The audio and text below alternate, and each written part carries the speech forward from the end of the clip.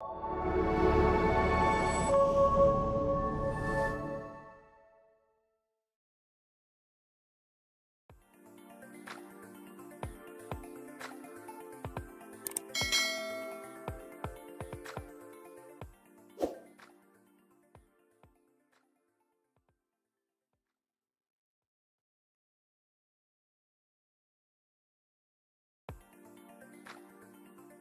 Mothers in the Middle.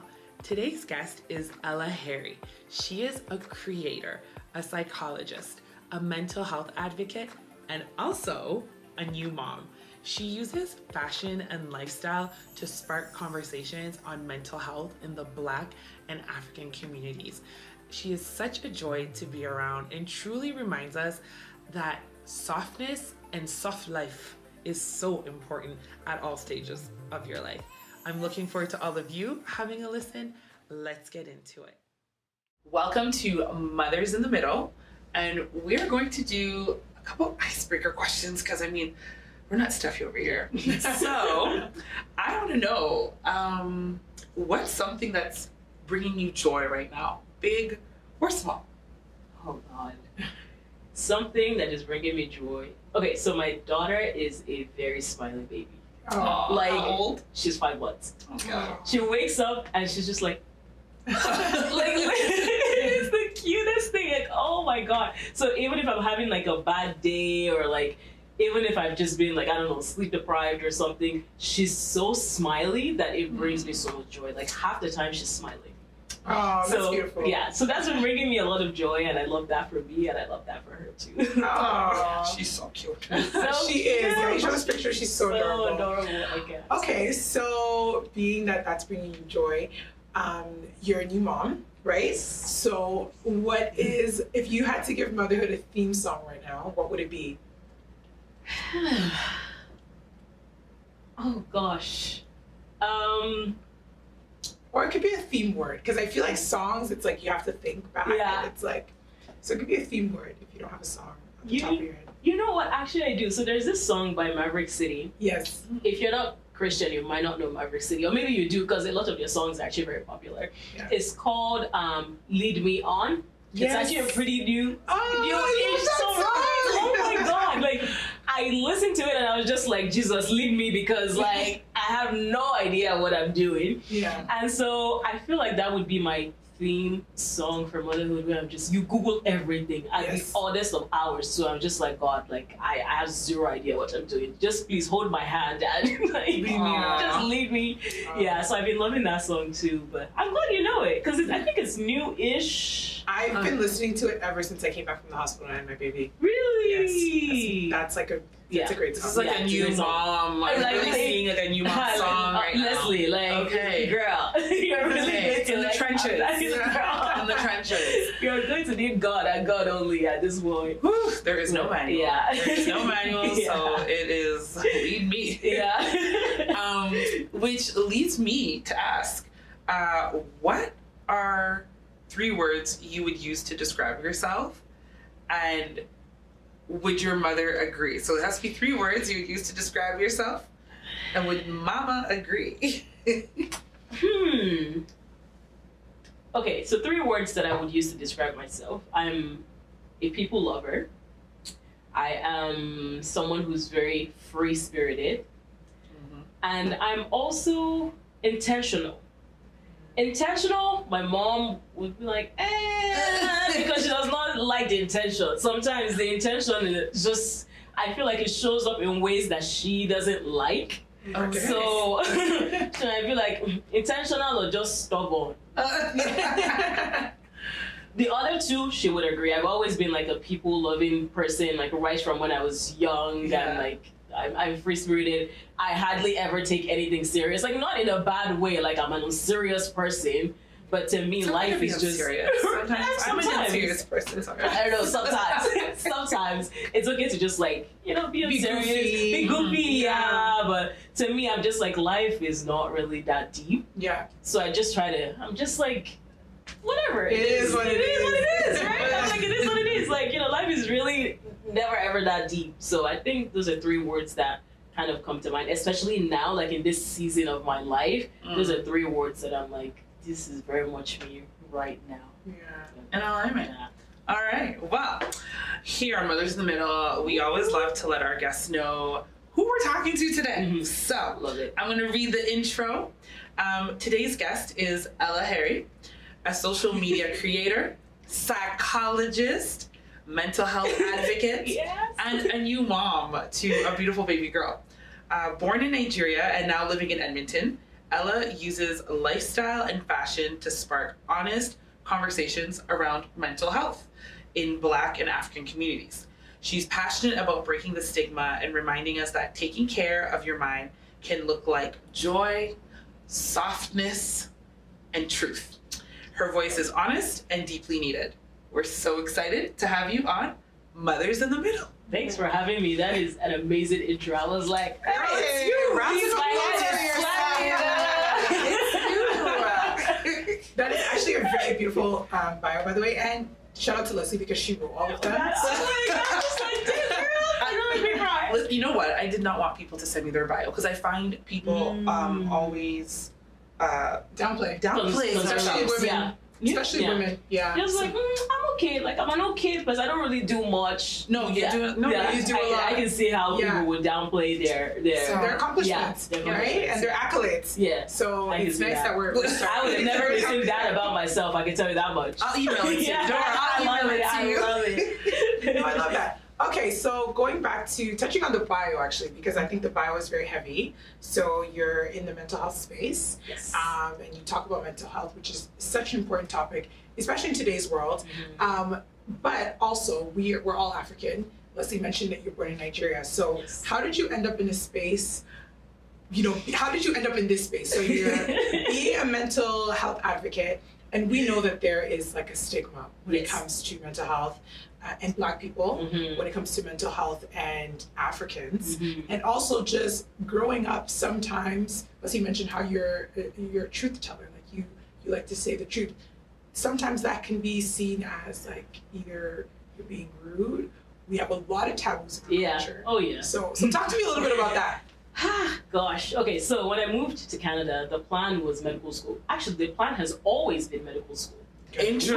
Which is so crazy because Okay. what about me gives medicine now? Like, I don't know. But growing up, I was like, oh, I want to be a pediatrician. And like, so that was the plan. And then I moved to Canada. I had to redo grade 12 because I think I was too young for university or something along the lines of that. Yeah. So anyways, I had to redo grade 12 and then apply to universities. And I wasn't doing well. Like the science courses, I was like, girl, no, you can't possibly go into medical school with these grades. Yeah. Do you understand? So I had applied to nursing, and I was like, okay, I'll do nursing, and then I'll go to med school. So like, typical. is it right? Nursing, Right, same, you know, I just know. days a plan, like And I say everything. typical for African, like Yes. not like I'm You have to be not doctor downplaying or- nursing. Yeah. It's just like it's kind of like the plan. So anyways, they didn't give me my first choice for nursing when they do like early admissions, when people get into college and blah blah blah. I didn't get in for nursing at first, and I was distraught because I was like, I can't be a doctor if I don't get into, because like what are the other like options? But then I got in for psychology, so I had the entire summer to fall in love with psychology. I started reading, I started talking to people. I think at that time I was even volunteering at a hospital because I'm like, this would look really good on my medical school application and everything. But then I started looking at it from like the lens of psychology because I was volunteering with older people. Yeah. And so they had some like mental health like challenges and stuff like that. And so I fell in love with psychology just because that was like Through my that. only option. Wow. And then at the end of the summer, like literally 2 days before school started, I got in for nursing at U of A. And I was so conflicted. And they even gave me scholarship on top. Oh. And I was so conflicted because at that point, I think I slowly started to realize that I didn't actually want nursing as much as You thought you did. I thought I did. Yeah. Right? And so then that's how I ended up psychology. And I remember telling my dad that I was going to do psychology. And I was like, what would you do with psychology? Do they even have jobs? If you come, there's no psychologist in Nigeria here. And he was, but the good thing is he never said, don't do it. Yeah. He just kind of talked about, he was worried. I think that was Yeah. like, you know, what is going to come out of this? Like, are you going to be able to feed yourself and like all that? But the more I did it, the more it. And the scholarship can boot. Like a scholarship. Mind you, I was an international student. Yeah. So my parents were like, you have to be for real. Yeah. Like, to drop a scholarship and take something that we have to fully pay for and we don't even know where this is going to end. Like, be serious. Walk by faith. Be serious. So I think that was just kind of how I got into psychology and started having conversations with my parents and just like normalizing conversations with like my friends about mental health and like people in my family. I wouldn't really say that my parents are overly comfortable talking about mental health struggles, but I think they've definitely gotten better. Yeah. My friends and like my siblings are all just like, yeah, we talk about mental health, we go to therapy. If you call me, very rarely will I say, oh yeah, I'm fine. I'll say, oh yeah, this is happening and that's happening. I'm just struggling a little bit today and blah, blah, blah. And it's like it's a normal conversation, right? But it definitely, I think even when I first started, it was not something that we would openly talk about. I remember finding I know, right? I think, okay, I don't know, I'm fine, everything is fine. I'm just, the devil is just trying things today, and I'm just like, girl, You're over-spiritualizing. you're over-spiritualizing it. Mm-hmm. Like, we understand, we're all Christians and everything, and the devil does exist, but sometimes, you do be struggling, and it has nothing to do with the devil, right? So even just trying to like normalize those conversations as well has been really interesting. Yeah. I've been enjoying every minute of it. I'm so, this just like tickles my fancy because like literally you touched on like my question for you, which is like in our community, mental health is still deeply stigmatized, right? Yes. And how do you respond to people when they say things like, oh, you're not depressed, like you just need prayer. Yeah, you just need prayer. You can't be depressed. How can we, because I really want people to listen to this, watch this, and have takeaways. Like, how can we change the language around that? Yeah, honestly, I wish, one thing that I think about is I wish more of those conversations would happen in the church. Yes. Because it starts from the church. Yes. So if in the church they're saying you can't be depressed, you can't be anxious, you can't, like, people feel really weird and uncomfortable now voicing out those things. Yeah. And so even if we wanted to like get into the Bible, in the Bible I think there's a passage or like a verse that says, cast all of your anxieties onto me and I will give you rest, or something along the lines of that. Yeah. Which means that even God knows that sometimes you will get anxious. You will get anxious, right? So it's like, I think when people say, oh yeah, you can't be anxious, you can't be depressed, it's just, like God knows that there are anxieties in this world. Like there are things that will cause you to be anxious, right? So we can't just say, oh yeah, it's the devil that is troubling you, or you can't be depressed, or you can't have postpartum depression. These are very real things that people are struggling with. And yes, we can have faith, but like I always tell people, like the presence of faith is not the absence of wisdom. You can have faith, but you can still be wise enough to say, okay, like where can I find help? Like when do I need to seek for? Because the people who are helping you, like the psychologists, the mental health therapists, the psychiatrists, the social workers, all of the people who are helping you are also people that God has brought in your life, given the intelligence. Yes, given the intelligence. And we don't do that when it comes to medical. Exactly. Right? I mean, we had another episode where we were talking with a doctor, and she's a radiologist, and she was just telling us how there's like certain practices that we just need to normalize. Yeah. And I think it's the same thing with mental health. I think that sometimes the stigmatization, as Elsie said, hurts us, right? And I think that there's they're the same way that we have shame around sickness, we have shame around mental health, right? And it's cultural, it's culturally rooted, or it's deeply rooted into maybe certain beliefs that have existed for a while, that have just been passed down for generations. So I want to ask you, what is it from our culture? And when I say our culture, I'm talking widely within the African culture. What are like cultural, maybe norms or practices that have been around that you think that are healthy, and what are cultural norms that we need to maybe introduce, whether it's among Black people, among young people, to kind of help us break that stigmatization? Yeah. So I feel like, I guess I could start with like things that are healthy. Okay. I think as Africans, there's a huge sense of community. Yes. Which I absolutely love. And if you're living abroad, you will notice very quickly that it is not there. So you do have to make an intentional effort to build that community. I was in Nigeria until I was 15 or 16. So I moved to Canada when I was 15 or 16. Yeah. And so I still remember like having people, like if somebody gives birth, there are people around. Yes. Right? If somebody passes away, there are people around. If you're doing birthdays, there are people around. Like you always have people, like your children are just out there playing with the neighbors' children and playing all kinds of games outside. And, you know, we didn't really spend a lot of time in front of the TV because there's just community. Like there's always people. And so then when you move abroad, everybody's just in their own spaces. Bruh. We live in silos. Everybody. I remember my mother-in-law was saying, I have never met any of your neighbors. I've been here for almost a month now. Like, do y'all not have neighbors like that you talk to? But it's different. It's different here, right? And so that's something that I really appreciate about our culture. And that's something that I think we need to keep up with. Like, even when you move abroad, like, definitely try to build community.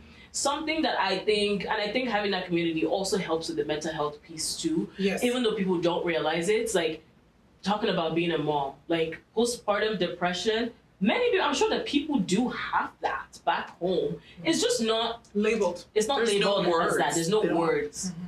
Yeah, there's no words, but also because there's a lot of like community support and there's a lot of help and there are people taking care of the person who just gave birth to a baby.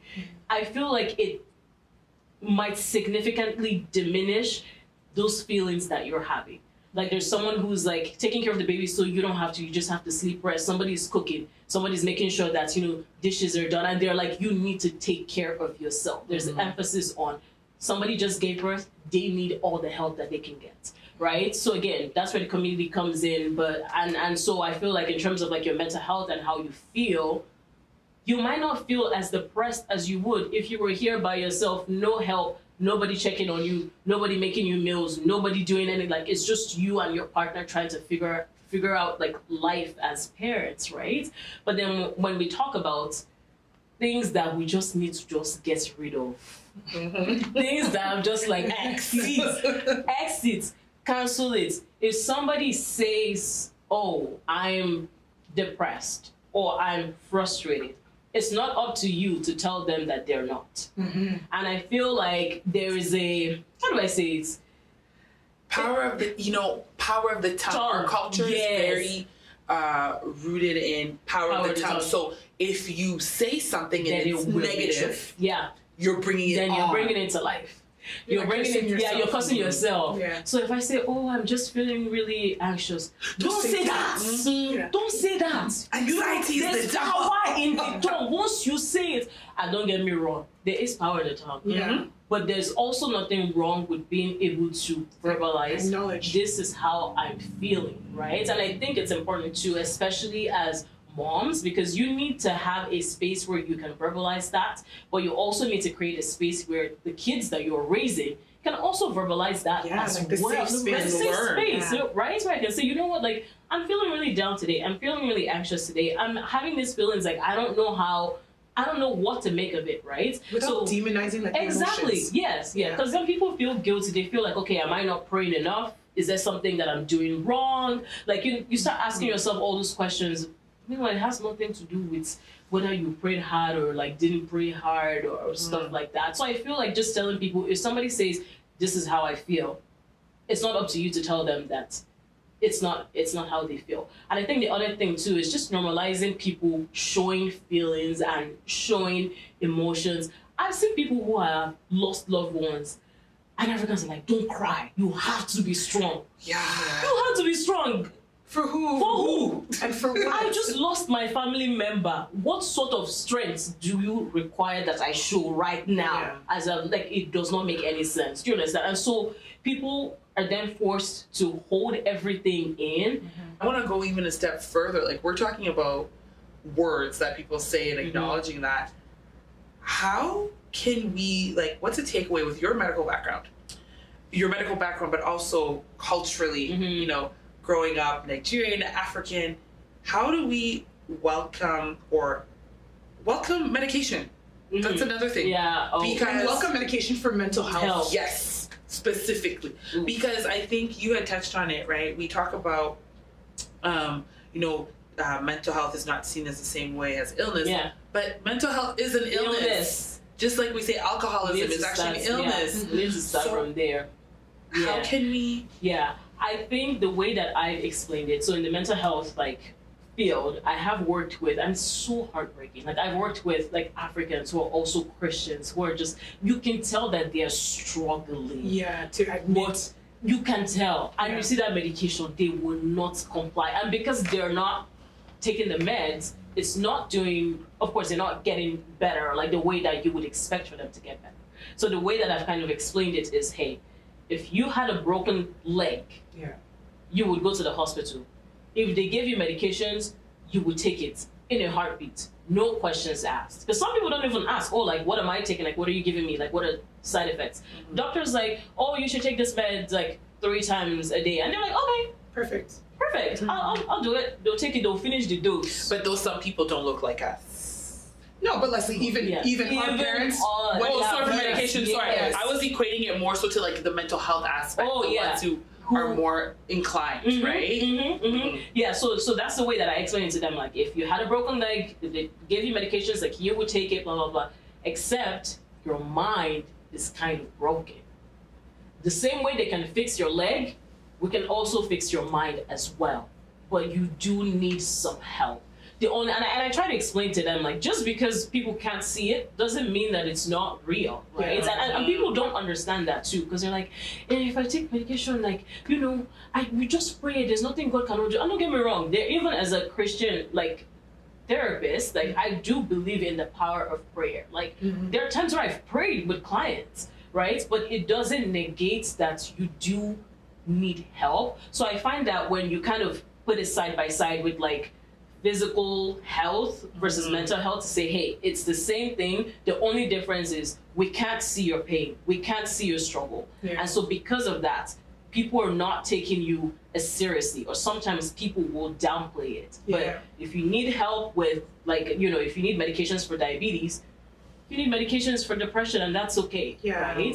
And so it takes a while for people to kind of warm up to the idea of, I'm taking meds and it's not a bad thing. Mm-hmm. And I feel that's why it goes back to, we need to be having more of these conversations in the church. Yeah. We need to be having these conversations in the church. Because our faith plays such a big part, but I would say even whether it's in the church, but I think in our communities, right? Yeah. In our community, because there are some people who are not a part of the faith per se. Mm-hmm. So we need to have it in our community because we need everyone to know this. Yeah. And normalize it because, I'm a mother to a teenager, right? And I think the blessing when I say growing up in 2 worlds is that I actually, when my teenager decides to be a teen, because, it's they're small, and then they're so cute, and then they grow and they stink, and they have an attitude, and they think they're from the world. But the thing is, I feel very fortunate, even if you take apart the mental health aspect, but because I grew up in Canada or in the Western world, where sometimes he's catching an attitude, and I'm able to look at him and be like, "Are you hungry?" Mm-hmm. Right? Something else. It's something else, right? Yeah. So it's our parents didn't do that. It would have been you're disrespectful, you are rude. You know? And it's still teaching them hey, you don't need to be rude. Yeah. And you can say, hey, use your words. But even something saying use your words. That's a very or you can ask him hey, something going on? Yeah. We never even had that. No, God no. That's something I learned growing up in Canada, growing up, people talking about these things more. So when you're mentioning that, it's and that's a teenage hormones, right? Hormone stuff. And sometimes it's puberty. Yeah, sometimes it's puberty. And I think at that point you're also learning to regulate your emotions. One thing that I've even shared this with my husband. I said I've told him. I said how we say people say marriage is like a mirror. I think one thing that I've learned in marriage is that hey, you know what? Maybe when I was growing up, maybe I didn't learn how to properly regulate my emotions. Because some of the things that Leslie's saying, it's your parents didn't also know and they weren't equipped to be hey, is something wrong? I think our parents have done a better job, and now we can go to them and we can speak to them, right? Through trial and error, right? Because you saying you immigrated here when you were 15, 16, your parents had to learn to adapt to yes, Ella is Nigerian born and bred, but now she's adapting herself to a new culture. So, and you were probably, I don't know if you were alone, but they were in Nigeria, so it's like they're not exposed to what you're being exposed to. Yes, oh, that was a struggle. You know, our parents were kind of exposed to, so with time, we weren't really learning together. We were forcing them. It was experiences, and you know how African parents can be, you know, in a certain child, let's say their life went a certain way, and it was like, how are you judging them, and you don't pay attention to but in the moment they probably thought you're being so rude, but it was like those moments that opened up the conversation.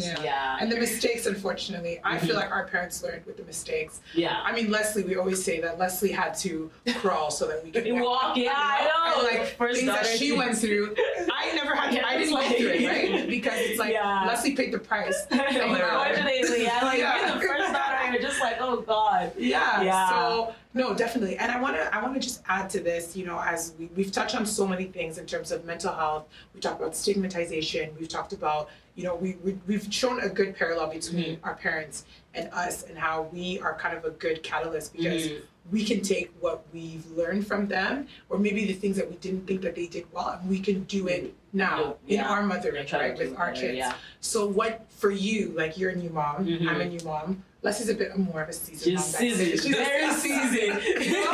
But she also became a mom very young, though, right? So she's also like, I always tell her, I feel like you've grown up with your kids, you know? So, she definitely has. I had him at 21. Oh, so that's younger. I'm still figuring myself out. What? I'm a kid. I'm in my 30s, I'm still a kid. Like, no, seriously. So it's like, okay, so you being a Black African mom, right? You're from Nigeria. You're here now. What are parts of the culture that you do want to pass on? Because I think sometimes when we have these conversations, I'm always like mindful of like, not like saying let's throw away our culture, because there's so much richness in our culture.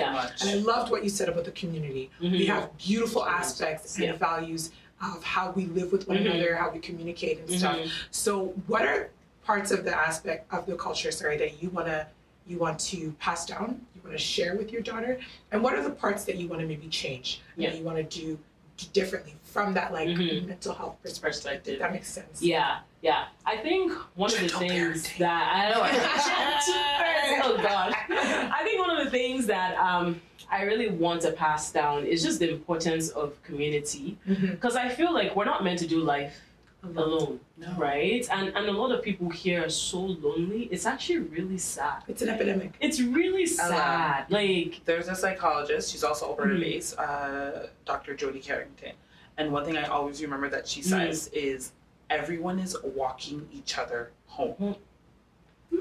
Yeah, we're all walking each other home, and that line can be whatever it means for anyone, but just to add to that, like, I feel like it's so important. Like, we need to make sure that even as we're raising kids here, like, they're finding their people there, because we're not always going to be there, right? And you don't want a situation where like they're going through stuff, and I really hope and I pray that our kids will always feel comfortable coming to us to say, this is what I'm going through. But sometimes you need a friend, you need somebody else other than your parent to kind of help you through stuff, right? And so just making sure that they know how to build like a strong community, people who, like, that are like-minded, like you have the same values and stuff, that's important too, right? But having that, making sure that, hey, like, in this culture, people are just like, everybody mind your business. Look, no, that's not how it's done. We don't, we do life together as a village. We do life together. So I think that's something that I want. Something else too that I think is important is just like respect. Like respecting the people around, and this doesn't even have to do with respecting your elders. Don't get me started. I feel like we should respect our elders, but not when they're like disrespecting. I've seen situations where they're so disrespectful, they're taking advantage of you, but you still feel like you need to like respect them. But even just like respecting people in general, like regardless of who they are, regardless of where they come from, regardless of how much money they have, what job they do, like respect is important. And I feel like as a Nigerian, that's something that is huge. And in a lot of African countries too, that's something that's huge. Like, you have to respect It's a people. hallmark. Yeah, literally, right? And I've worked with teenagers where I'm just like, oh my God, like, the fact that you talk to your teacher like that is crazy. Yeah. Crazy. And I remember thinking, no child of mine would ever open their mouth to talk to a teacher like that, or to talk to another kid like that and bully a kid and make them feel so horrible about themselves. Like, you don't respect them. You don't respect them as a human being, because why else would you think that it is okay to be a bully, right? And so I think just making sure that I'm instilling that, like, respect, that it needs to be there. That's something from the culture that I really want to keep. Yeah. Something that I'm just like, y'all can keep that, I'm good. Hitting kids, punishing them, saying that is discipline, I personally do not subscribe to that. I feel like children are learning. Yeah. A lot of the time, they don't really know, like, you're there to guide them, you're there to show them how things are done. I would never understand, like, hitting a child or, like, beating them for them doing something that maybe they shouldn't have done. But you're hitting them, but you didn't tell them what they did wrong.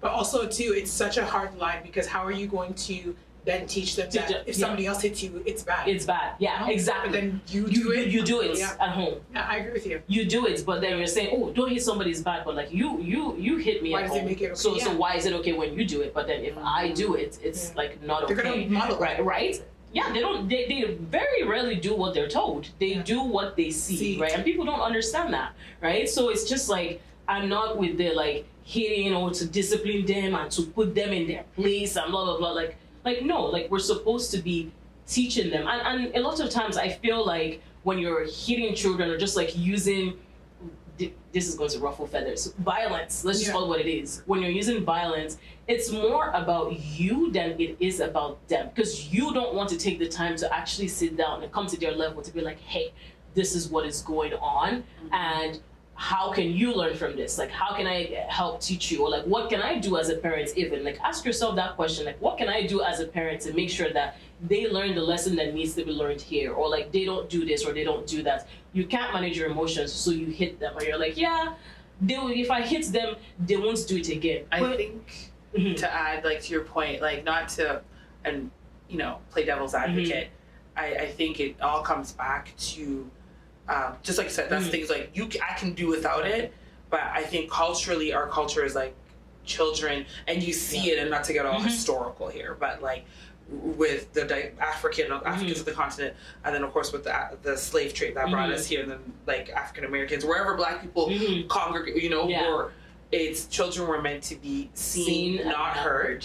And then, you know, I'm probably saying it wrong, but it's like spare the rod or spare the child, something like that. Where, and it's a lot of right? So we're in that cusp of the generation where that mentality still exists, right? We're here trying to figure it out, how and then we have our children, and then I mean, you might disagree with me, I don't know. Sometimes I do think as a parent too, like, I'm so happy how progressive we are, but I do wonder if it will bite us in the butt in the future if it's too much. Yeah. You know what? That's why when you said gentle parenting, I'm like, I get it, but also too, I want you to know that like I'm your mom. Do you know what I mean? I'm not your friend, and I feel and like you need to respect me. And I remember Michelle Obama said that on her podcast. She's like, I'm not one of your little friends. I stand by that, because I will be your little friends. You know? And I feel like when people hear gentle parenting, they think it's permissive parenting. It's not. And so when people hear gentle parenting, they're like, oh, you can't be a gentle parent to these kids because like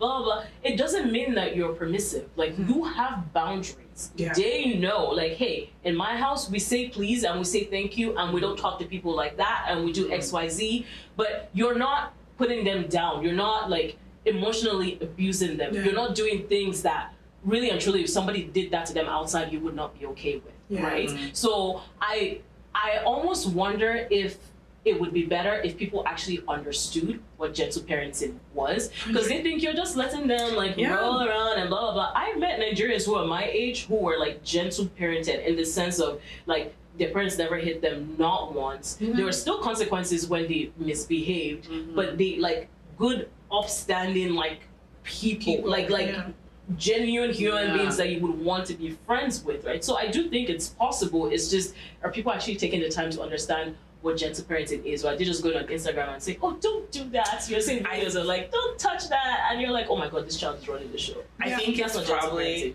to add to that, I think, and that's a whole other conversation we're going to have, but I think to your point of what you just said, I think it's because they feel that there's a certain type of person that has written books and what have you on gentle Ethnocentrism. Ethnocentrism. Yeah. And it's needing more people like you to be talking about this, where it's like, to your point, it's like, I know people who have been raised by gentle parenting before it became a trending, right?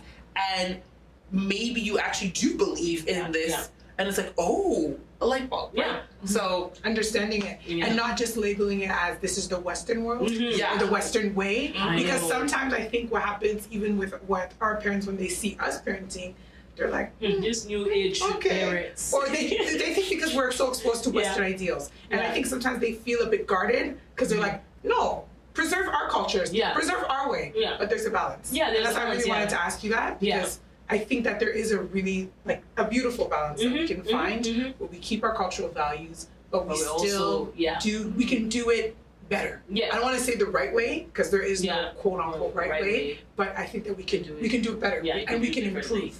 Right? And our kids will also be having this conversation in 20 years and being like, we're just doing our best. And they'll say, oh yeah, actually I didn't like that my mom did that, and here I am thinking that I ate up this parenting. You know, no, it's truly like, Ella, you say it so beautifully, because I'm hyper mindful of that. Like I see a psychologist, and I mean, trauma took me there, but man, I should have been in therapy a long time ago. But it's like, I have realized that I'm able to forgive my parents, and by forgive my parents, it's just like, they were doing their best with a new country, new language, like, I can't even, like, when I think about it, it gets me emotional, because I'm like, you'd be a terrible parent. You had to figure all that. Do you know what I mean? But they just did what every parent wants, which is they want more for their children. But then I think about, yes, we live in the information era. We have over access to information, and sometimes I think, not like us right now, but just in generalization, we think we're doing such a good job. And in my head, I'm like, no. Like, our kids, there are going to be things in whatever area of life that they're going to be like, no. You know, things, you didn't do as good of a job. Exactly. So it's like, I walk through life knowing that. But, you know, as we're talking about life, I really want to lead with asking Ella, if you could talk to your younger self, I would love for you to finish the sentence of, you don't have to shrink. Oh. I didn't even have to think about that one. Okay. I love that. I didn't have to think about that one, because I feel like, I was telling somebody the other day, I was like, man, if my daughter is anything like I was when I was younger, I am screwed. In the sense of, as an adult, good for her. Like, you know, you're loud, you put yourself out there, like you take up space. Love that for her. But then as a kid, if you have a very strong-willed child who you're like, you should do this, and you're like, but why?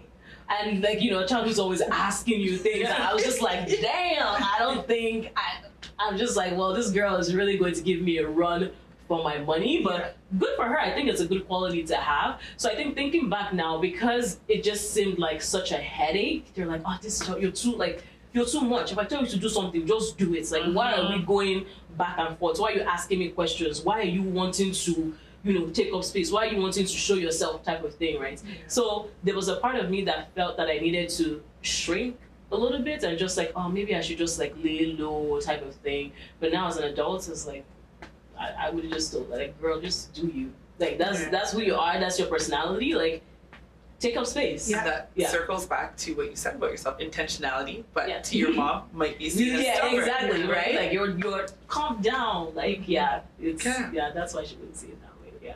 I love that. No, that's good. And I think it's something that I'll say millennial women will very much relate to, especially as a new mom, right? I don't know if it's just like this switch, but it's like after you become a mom, there's just so many things that like you don't care about anymore. Oh God. And even if you are like the most calmest people pleaser ever, that falls Just away like because it's like now you're responsible for somebody else. I can't do this. I can't afford to show care up. about XYZ. Yeah. Yeah, I'm showing up as myself. Yeah. So I like the verb that you use, shrink. Yeah. Don't shrink. Don't shrink.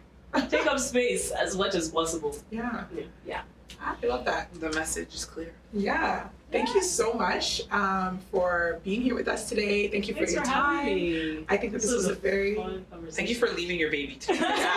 Honestly, like 5 months. Oh my gosh. I know. No, it was a really enriching conversation, especially the topic that we touched on. So thank you so much. Do you want to tell our viewers where they can find you on the socials? Yes, you can find me on Instagram, on YouTube, and I wouldn't really say TikTok. I don't really use TikTok, but yeah, Instagram and YouTube, Ella Harry. Okay, perfect. And we will also put it in our description.